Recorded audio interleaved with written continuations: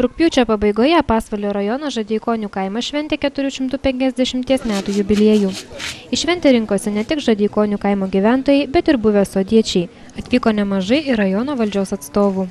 Šventas mišias po atviru dangumi prie kaimo centre įsikūrusios bibliotekos aukojo Panevėžio vyskupas Jo ekscelencija Jonas Kauneckas.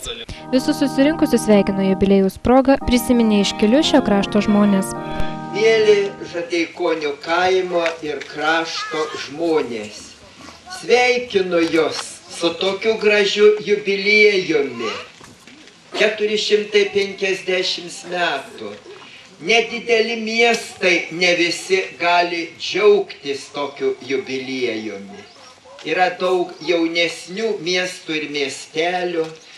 Taigi aš labai džiaugiuosi galėdamas pas Jūs atvykti, galėdamas su Jumis kartu pasimelsti, galėdamas Jūs pasveikinti. Gražią, garbingą praeitį turi Žadeikoniai iš šito krašto. Kaip kvietime, Jūs kai kurie gavot kvietimus, yra parašyta, yra kilę iš žymių žmonių. Žinoma, Antanas Poška, keliautojas, kiek toliau nuo Žadeikonių gyvena. Bet štai knygnešys Antanas Krasinskas Voverė iš Žadeikonių, taipogi iš Žadeikonių krašto, iš Saudogalės rašytojas vertėjas Kazys Kiela ir biologijos mokslo daktaras Mykolas Rauckis ir mikrobiologė Elzė Rauckytė iš Saudogalės. Taigi, Jūsų kraštas užaugino ir įžymių žmonių. Pasibaigus šventoms mišioms visi rinkosi Žadeikonių centre prie paminklinio akmens. Jį iškilmingai atidengė Pasvalio rajono savivaldybės mero pavaduotojas Povilas Balčiūnas, o pašventino Panevėžio vyskupas Jo ekscelencija Jonas Kauneckas. Po iškilmingo paminklinio akmens atidengimo prasidėjo jubiliejinis minėjimas. Savo prisiminimais dalinosi ilgametė Žadeikonių bibliotekos darbuotoja Janina Skublickienė, ilgametė moterų tarybos pirmininkė Valerija Pelegrinienė, Bronius Petruškevičius, net 17 metų išdirbęs Žadeikonių pirmininku. Tautodailininkė poetė Valerija Šernienė pristatė savo poezijos knygą. Poeziją skaitė ir jaunosios kartos atstovė žadeikonietė Greta Magelinskaitė. Kaip greitai lekia žmonės, susitinki, nusišypsai, prasilenki, atsisuki, nebėra. Kaip greitai lekia laikas, buvo žiema, o jau vasara. Išsirenki gražiausią snaigę, kad puoštų tavo langą, o jau laikas puoštis gėlėmis. Viskas taip greitai. Visus susirinkusius jubiliejaus proga sveikino Pasvalio rajono savivaldybės mero pavaduotojas Povilas Balčiūnas, Saločių seniūnas Algimantas Mašalas, Lietuvos Respublikos Seimo narys Alfonsas Pulokas. Buvo pagerbti ir Žadeikonių ilgaamžiai. Pats vyriausias žadeikonietis 95 metų sulaukęs Kazys Mačėnas. Po sveikinimų ir linkėjimų prasidėjo Žadeikonių jaunimo parengta meninė programa, kurioje netilo dainos, vienas po kito sekė teatralizuoti pasirodymai bei šokiai. Vienam skiriu ramunę, tik tau vienam aš ją skiriu. Tik tau vienam sakau, kad myliu. Tik tau vienam aš gyvenu. Mes sugrįžtam vėl ir vėl, pasitikti aušrų rasotų, miesto gatvėm aš sakau sudie.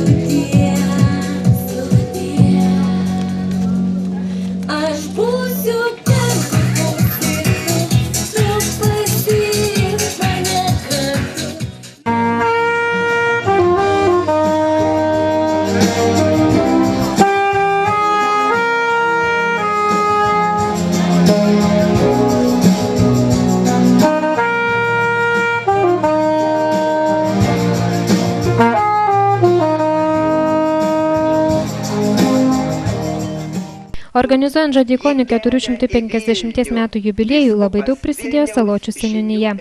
Žadeikonių kaimas, esantis Saločių seniūnijoje, šiandien švenčia 450 metų jubiliejų.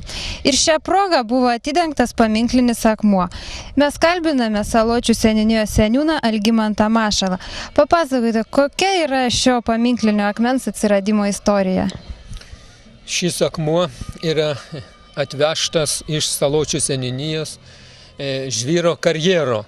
Ten buvo 3 panašus akmenys. Žadaikonio kaimo gyventojas Antanas Tamušauskas, šio paminklinio akmens autorius. Jis iš tų visų 3 akmenų išrinko patį gražiausią. Čia, žodžiu, jis gamtos sukurtas, netašytas, nieko čia pastatytas. Žodžiu, prie šio daug prisidėjo kaimo gyventojai, bendruomenės tarybos nariai, kaimo moteris prisidino, kaip matot, daug gėlių. Žodžiu, ir šiandien vyksta graži šventė, skirta Žaldaikonio kaimo 450 metų jubiliejaus proga. Mes matome, kad šį paminklinį akmenį puošia labai gražus metalinis kryžius. Kas pagamino šį kryžių? Šį kryžių pagamino UAB Žadeikių kalviai meistrai. Čia tikrai gražus kūrinys, matosi įdėta daug triūso, širdies, darbo ir tikiuosi, kad šis kryžius stovės puoštą akmenį ilgus metus. Ši šventė tikriausiai nebūtų įvykusi vien bendruomenės pastangomis. Ką dar norėtumėt paminėti, kurie prisidėjo? Taip, prie šios šventės prisidėjo, kiek leido galimybė Saločių seniūnija. Taip pat norėčiau padėkoti visiems rėmėjams, rajono merui Gintautui Gegužinskui, gydytojams Antanui Matulai, Rolandui Rastauskui, žemės ūkio bendrovė Žadaikone vadovams, ūkininkams Marytei ir Jonui Steponavičiams, žodžiu, visiems geros valios žmonėms, kurie surado laiko šiuo nelengvu javapjūtės laikotarpiu ir prisidėjo prie šios taurios, gražios šventės organizavimo. Ačiū visiems. Ir ko norėtumėt palinkėti Žadaikonių kaimo gyventojams? Norėčiau palinkėti gero oro, sėkmingai baigti javapjūtę, ūkininkams pilnų aruodų, žodžiu, sėkmės darbuose, stiprios sveikatos, laimės asmeniniam gyvenime, sėkmės visur ir visada. Ir gero oro svarbiausia, javapjūtę sėkmingai užbaigti. Šio gražaus jubiliejaus proga žadeikoniečiai atitrūkę nuo vasaros darbų galėjo linksmai pasibūti, pabendrauti bei pasivaišinti pasvalietiško alumi.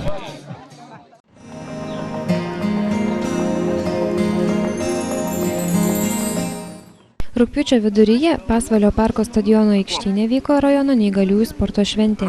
Organizatorių invalidų draugijos Pasvalio skyriaus pakviesti į renginį atvyko ir kaimyninio Biržų rajono atstovai. Sporto šventės pradžioje dalyvius pasveikino invalidų draugijos rajono skyriui vadovaujantis pasvalietis Juozas Matulis. Noriu priminti, kad ši mūsų šventė vyksta ypatingų laikų. Mūsų šventė vyksta kartu su olimpinėmis žaidynėmis.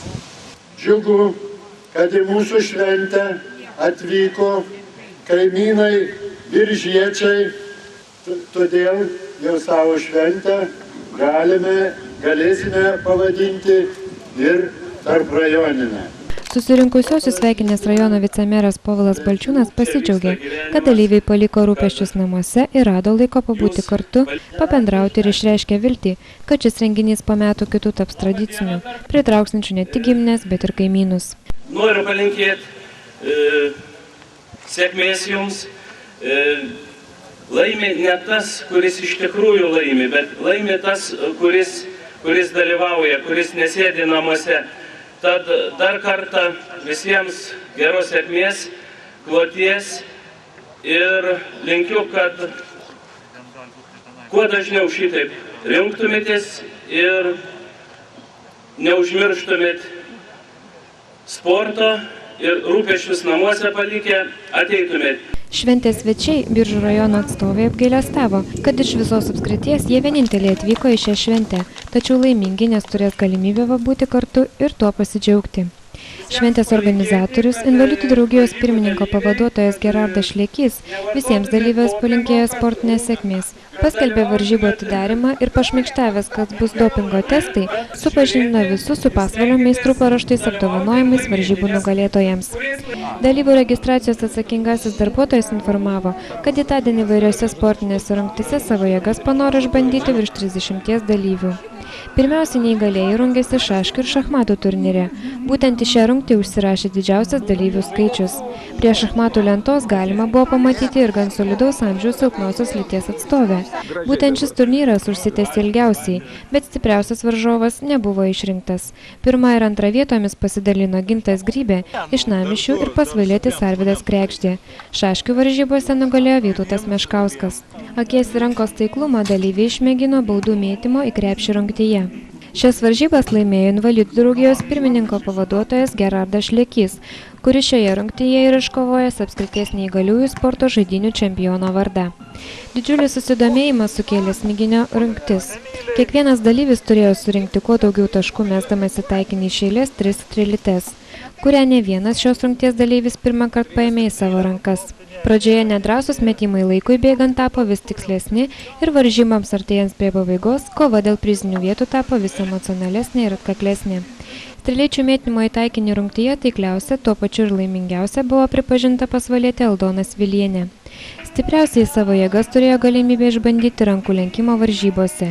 Čia nenugalimas buvo Gintas Grybė iš Namišių, kuris įveikė visus varžovus ir šioje rungtyje laimėjo pirmąją vietą. Neįgaliųjų sporto šventės organizatoriai tikisi, kad kitais metais į panašų renginį susirinks dar daugiau dalyvių ne tik iš Pasvalio, bet ir aplinkinių rajonų.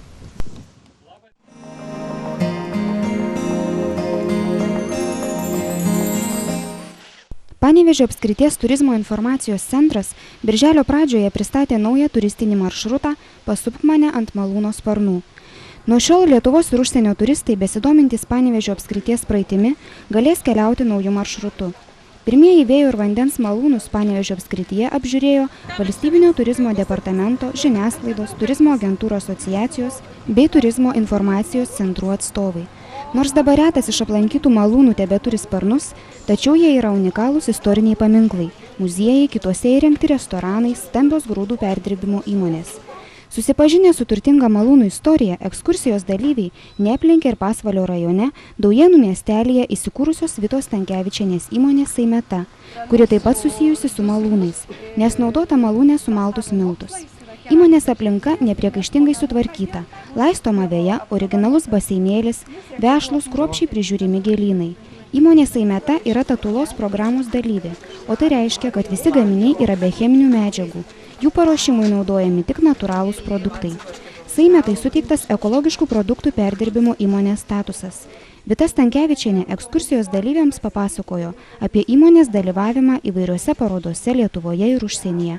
Nuo 1996 metų Saimeta dalyvauja Agrobalt parodose. Lietuvą atstovavo parodoje Niurnberge Vokietijoje. Didelio susidomėjimo sulaukė Berlyne parodoje Žalioji savaitė. Šių metų gegužės 1-ąją Saimetos gaminiai buvo pristatyti Briuselyje. Saimetoje iškepta duona ir kaip suvenyras vežama į Vokietiją, Prancūziją, Angliją, Norvegiją, Jungtines Amerikos valstijas ir kitas šalis. Šiuo metu įmonė savo produkciją ruošiasi pristatyti Marselyje. Lietuvoje įmonė turi 5 savo parduotuves, produkciją tiekia prekybos centrams, Saimetoje dirba 70 žmonių. Smalsiai išklausę pasakojimą apie įmonės veiklą, ekskursantai buvo pakviesti apžiūrėti įmonės cechą. Jie sužinojo, jog Daujėnų naminė duona kepama pagal seną šeimos receptą, tik iš ruginių miltų. Raugas natūralus, nes rauginamas mediniuose kubiliukuose. Į tešlą nededama jokių puriklių ar konservantų. Be kelių rūšių duonos įmonėje gaminamas naminis meduolis, šakočiai ir kiti konditerijos gaminiai. Vitos Stankevičienės teigimu, lietuvių vis dar sunku sudominti ekologišką produkciją, todėl kai kurie gaminiai kepami iš įprastų miltų. Svečiai pavėsinėje ragavo Saimetoje iškeptos naminės duonos, giros, kuri taip pat be cheminių priedų, meduolio, pasivaišinę saldumynais, džiaugiasi specialiems įmonės paruoštomis dovanomis, kiti dar skubėjo nusipirkti keramikos suvenyrų. Pernai įmonėje buvo įkurtas keramikos cechas, jame gaminami suvenyrai, įvairūs indai, ažūrinės žvakidės, priimami individualūs klientų užsakymai. Paviešėję Saimetoje svečiai skubėjo į Balsių malūną, įsikūrusi visai šalia Pasvalio. 1764 metais Pasvalio rajone Balsiuose pastatytas malūnas yra vienas iš seniausių vandens malūnų Lietuvoje. Ekskursijos dalyvius sužavėjo įspūdinga aplinka, Lėvens upės vingis, didelė dubenuotų akmenų ir girnapusių kolekcija. Svetingai pasitikęs Balsų malūno savininkas Rimantas Želvys pakvietė į linksmą vakaronę, kurioje visą vakarą skambėjo gyva muzika. Balsų malūno lankytojams buvo sunku patikėti, jog dar 1978 metais iš malūno pastato buvo likę tik griuvėsiai. Anksčiau šiame malūne buvo malami grūdai, karšiamos ir veliamos vilnos. Dabartiniu metu malūne rengiami įvairūs pobūviai, vestuvės, įrengtas ir motelis, kuriame galima apsistoti. Linksmai paviešėję ir pasišokę ekskursijos dalyviai, atsisveikindami dėkojo svetingam šeimininkui Rimantui Želviui už jaukioje aplinkoje praleistą vakarą. Naujas turistinis maršrutas Pasupk mane ant malūno sparnų, skirtas vietinio turizmo skatinimui, Panevėžio miesto bei regiono populiarinimui. Pažintinis informacinis turas yra viena iš projekto Malūnai Panevėžio apskrityje dalių. Planuojama šį maršrutą pristatyti parodoje Aukštaitija 2004, išleisti leidinį nemokamam platinimui su informacija apie turizmo paslaugas malūnuose Panevėžio regione, o rugsėjo mėnesį Panevėžio turizmo informacijos centre atidaryti fotografijų parodą šią temą. Projekto organizatorius Panevėžio apskrities turizmo informacijos centras.